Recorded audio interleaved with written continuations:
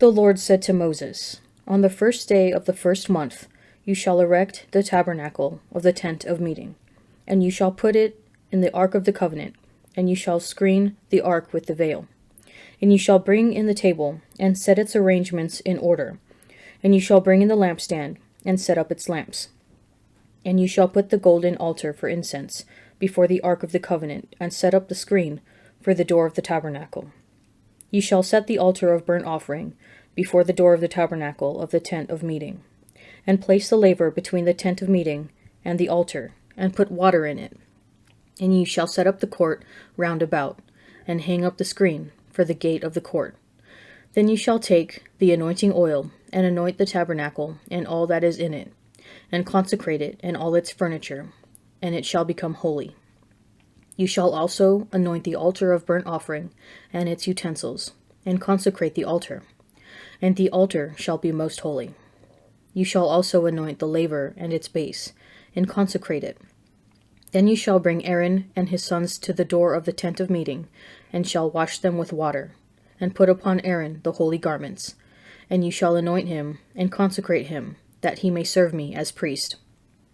You shall bring his sons also, and put coats on them, and anoint them, as you anointed their father, that they may serve me as priests. And their anointing shall admit them to a perpetual priesthood throughout their generations. Thus did Moses. According to all that the Lord commanded him, so he did.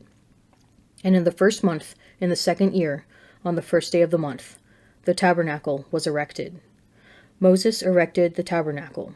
He laid its bases, and set up its frames, and put in its poles, and raised up its pillars.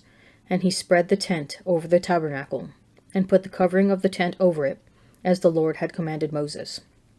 And he took the covenant, and put it into the ark, and put their poles on the ark, and set the mercy seat above on the ark.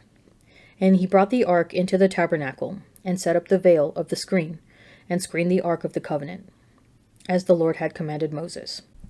And he put the table in the tent of meeting on the north side of the tabernacle, outside the veil, and set the bread in order on it before the Lord, as the Lord had commanded Moses. And he put the lampstand in the tent of meeting, opposite the table on the south side of the tabernacle, and set up the lamps before the Lord, as the Lord had commanded Moses. And he put the golden altar in the tent of meeting before the veil, and burnt fragrant incense upon it, as the Lord had commanded Moses. And he put in place the screen for the door of the tabernacle. And he set the altar of burnt offering at the door of the tabernacle of the tent of meeting, and offered upon it the burnt offering and the cereal offering, as the Lord had commanded Moses. And he set the laver between the tent of meeting and the altar, and put water in it for washing, with which Moses and Aaron and his sons washed their hands and their feet. When they went into the tent of meeting, and when they approached the altar, they washed, as the Lord commanded Moses. And he erected the court round the tabernacle and the altar, and set up the screen of the gate of the court, so Moses finished the work. Then the cloud covered the tent of meeting, and the glory of the Lord filled the tabernacle. And Moses was not able to enter the tent of meeting, because the cloud abode upon it, and the glory of the Lord filled the tabernacle. Throughout all their journeys, whenever the cloud was taken up from over the tabernacle, the sons of Israel would go onward. But if the cloud was not taken up, then they did not go onward till the day that it was taken up. For throughout all their journeys, the cloud of the Lord was upon the tabernacle by day, and fire was in it by night, in the sight of all the house of Israel. A Psalm of David. Do not fret because of the wicked. Be not envious of wrongdoers, for they will soon fade like grass, and wither like the green herb. Trust in the Lord and do good, so you will dwell in the land and be nourished in safety. Take delight in the Lord, and he will give you the desires of your heart. Commit your way to the Lord, trust in him, and he will act. He will bring forth your vindication as the light, and your right as the noonday. Be still before the Lord, and wait patiently for him. Do not fret over him who prospers in his way, over the man who carries out evil devices. Refrain from anger and forsake wrath. Do not fret, it tends only to evil. For the wicked shall be cut off, but those who wait for the Lord shall possess the land. Yet a little while, and the wicked will be no more. Though you look well at his place, he will not be there. But the meek shall possess the land, and delight themselves in abundant prosperity. The wicked plots against the righteous, and gnashes his teeth at him, but the Lord laughs at the wicked, for he sees that his day is coming. The wicked draw the sword and bend their bows, to bring down the poor and needy, to slay those who walk uprightly. Their sword shall enter their own heart, and their bows shall be broken. Better is a little that the righteous has than the abundance of many wicked. For the arms of the wicked shall be broken, but the Lord upholds the righteous. Now when Jesus was at Bethany in the house of Simon the leper, a woman came up to him with an alabaster jar of very expensive ointment, and she poured it on his head as he sat at table. But when the disciples saw it, they were indignant, saying, "Why this waste? For this ointment might have been sold for a large sum and given to the poor." But Jesus, aware of this, said to them, "Why do you trouble the woman? For she has done a beautiful thing to me. For you always have the poor with you, but you will not always have me. In pouring this ointment on my body, she has done it to prepare me for burial. Truly, I say to you, wherever this gospel is preached in the whole world, what she has done will be told in memory of her."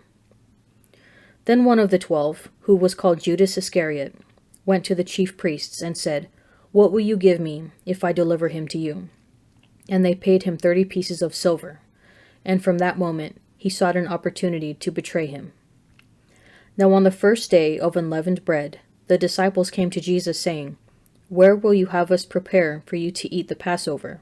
He said, "Go into the city to such a one, and say to him, 'The teacher says, my time is at hand. I will keep the Passover at your house with my disciples.'" And the disciples did as Jesus had directed them, and they prepared the Passover. When it was evening, he sat at table with the 12 disciples. And as they were eating, he said, "Truly, I say to you, one of you will betray me." And they were very sorrowful, and began to say to him one after the other, "Is it I, Lord?" He answered, "He who has dipped his hand in the dish with me will betray me. The Son of Man goes as it is written of him, but woe to that man by whom the Son of Man is betrayed. It would have been better for that man if he had not been born." Judas, who betrayed him, said, "Is it I, Master?" He said to him, "You have said so."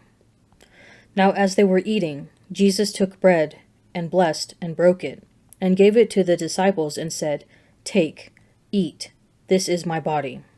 And he took a chalice, and when he had given thanks, he gave it to them, saying, "Drink of it, all of you, for this is my blood of the covenant, which is poured out for many for the forgiveness of sins. I tell you, I shall not drink again of this fruit of the vine until the day when I drink it new with you in my Father's kingdom." And when they had sung a hymn, they went out to the Mount of Olives. Then Jesus said to them, "You will all fall away because of me this night, for it is written, I will strike the shepherd, and the sheep of the flock will be scattered. But after I am raised up, I will go before you to Galilee." Peter declared to him, "Though they all fall away because of you, I will never fall away."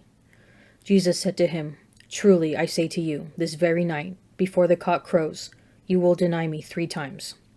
Peter said to him, "Even if I must die with you, I will not deny you." And so said all the disciples.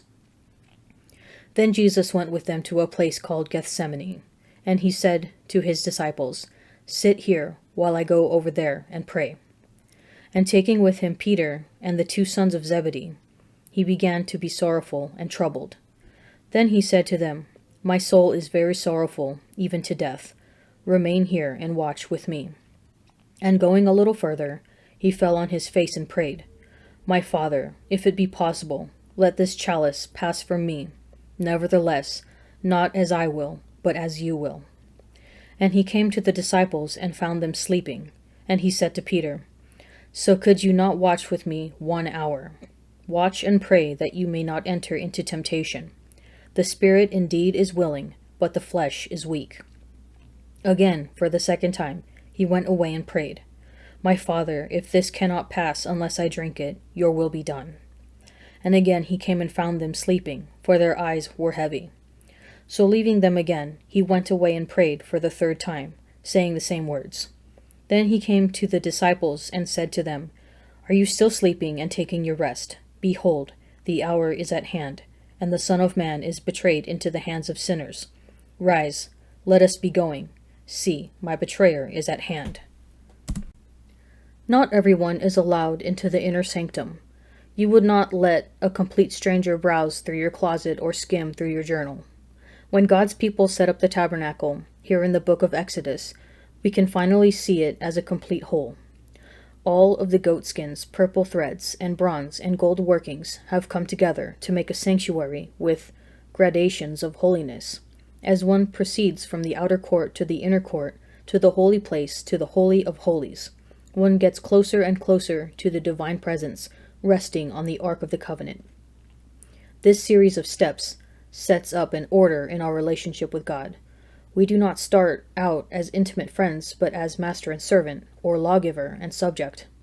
Spiritually, we can proceed from an arm's length relationship of servitude to a father-son relationship, and finally to a more intimate spousal-type relationship.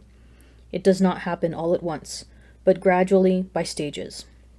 In the same way, not all of Jesus' thousands of disciples are invited to the Last Supper, but only his closest friends and followers, the apostles. How has the intimacy of your relationship with the Lord grown over time?